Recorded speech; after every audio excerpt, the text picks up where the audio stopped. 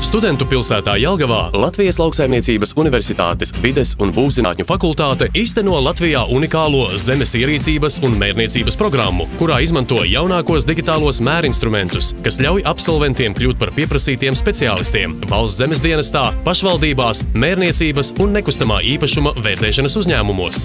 Studiju programmas būvniecība absolventi iegūst pieprasīto būvinženiera izglītību, bet pirmā līmeņa augstākās izglītības studiju programmā būvdarbu vadītāja kvalifikāciju. Mūsdienīgas laboratorijas, profesionāli pasniedzēji, cieša sadarbība ar nozares uzņēmumiem, kā arī unikālas zināšanas lauksaimniecības, melioratīvo un hidrotehnisko būvju projektēšanā ir nodrošinājušas LLU iegūtās būvinženiera izglītības kvalitāti, kuru atzinīgi novērtējuši vadošie nozares uzņēmumi un Latvijas būvinženieru savienība.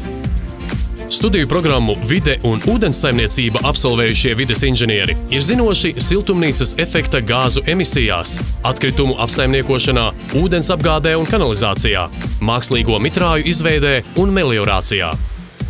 Latvijā pieprasītos meliorācijas speciālistus sagatavo tikai LLU.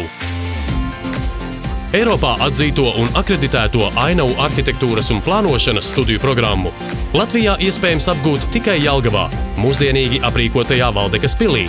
Jau studiju laikā notiek darbs pie reāliem teritoriju labiekārtošanas projektiem, radošu, profesionālu un starptautisku atpazīstamu pasniedzēju vadībā.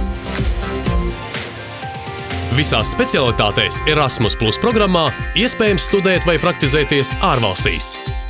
Nāc studēt Jelgavā! www.vbf.llu.lv